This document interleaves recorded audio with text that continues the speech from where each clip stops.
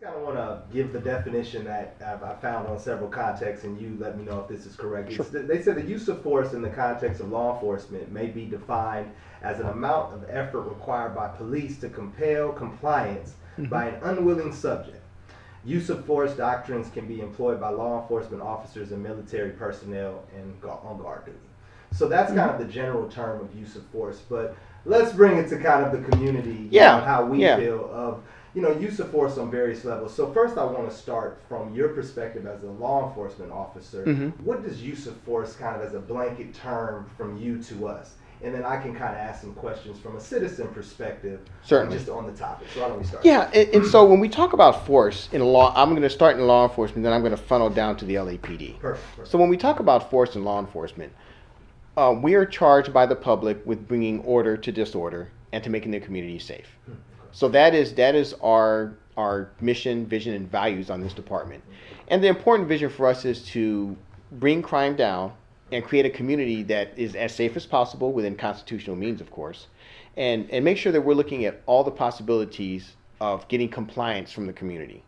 So these things we're asking for compliance from in the community are actually now community-driven concepts, as opposed to back when I came on the department, and maybe a little bit before I came on the department a few years, it wasn't necessarily so.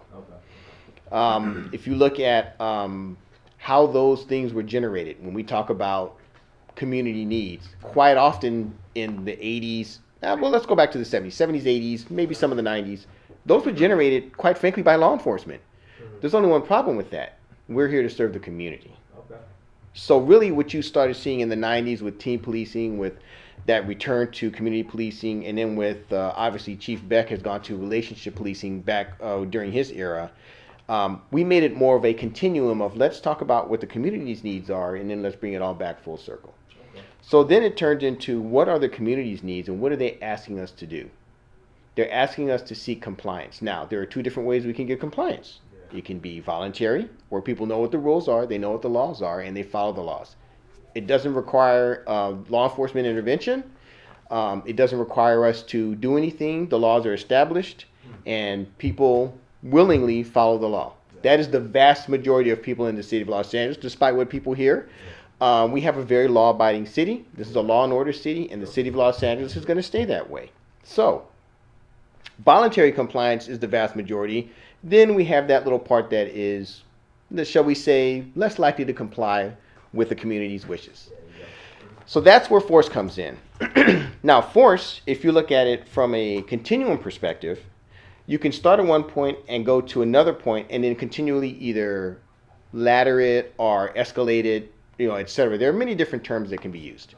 But what you're looking at is it could be a progressive step up depending on the resistance that is met by a community member.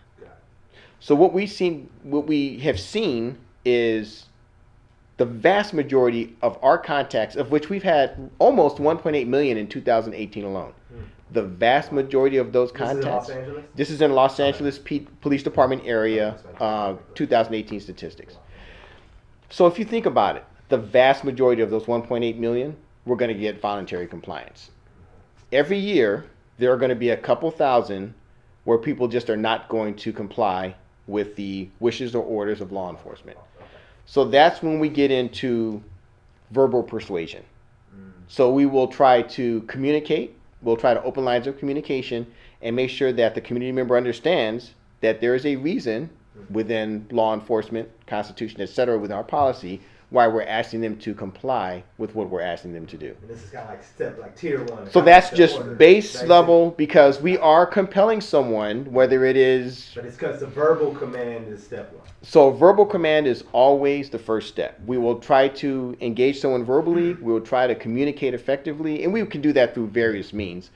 But that's where we always want to start, because if you go right into a physical movement, that you have just kind of forfeited for that time period the possibility that persuasion may have worked. Yeah. And this includes people, you may have an opportunity where someone's armed with a weapon, but you have distance and you have time where you can still verbally communicate with them.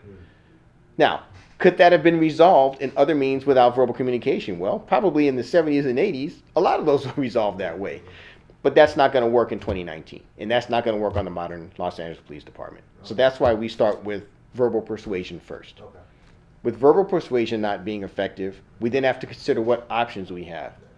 So one of the things we do under our current policy of trying to de-escalate, we may employ a certain tactic or a certain type of force, and then immediately back off and go back into a verbal communication mode. So we may do that now, whereas probably in the early 90s, you were kind of taught to continue to escalate until you gain compliance. And sometimes you were out here, and that individual may be down here willing to comply right now, but you're still here, and you're applying this level of force according to our training and policy. So we discovered that that wasn't necessarily the best way to go. What we discovered was you can actually go to a mode of physical contact, a mode of a less lethal weapon, and then immediately drop back down to verbalization. So that's why we no longer have a continuum where we have to meet certain steps in order to go to a certain type of force. Wow. Actions of an individual in the community may require us to go directly to that one step.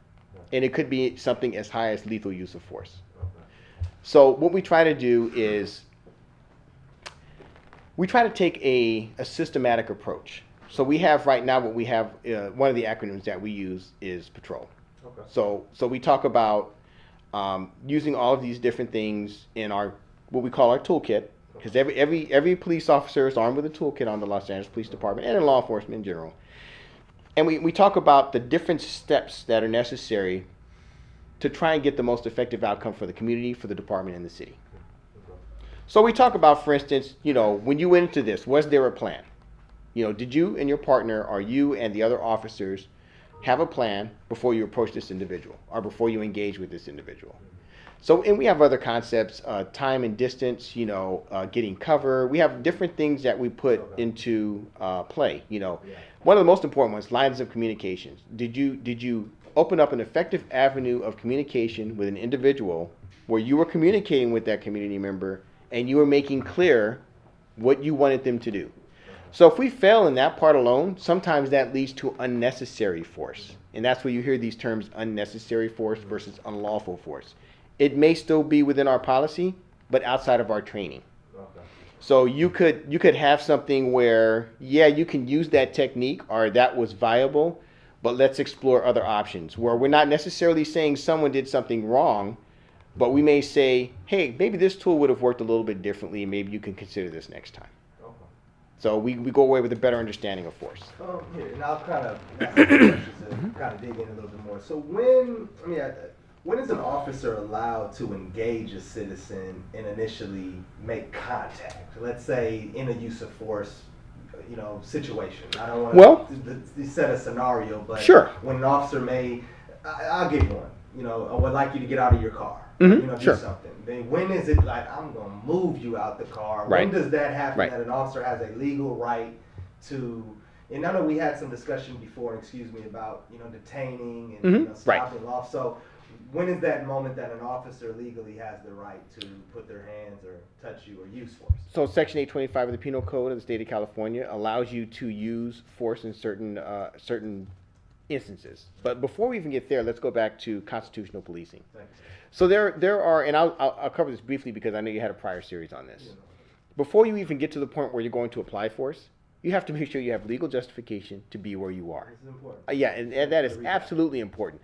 So you have to have a legal justification for contacting an individual in the first place. Now, there are a number of different ways we would detain someone, but certainly by far the most common contact that the Los Angeles Police Department has with anyone is by consent.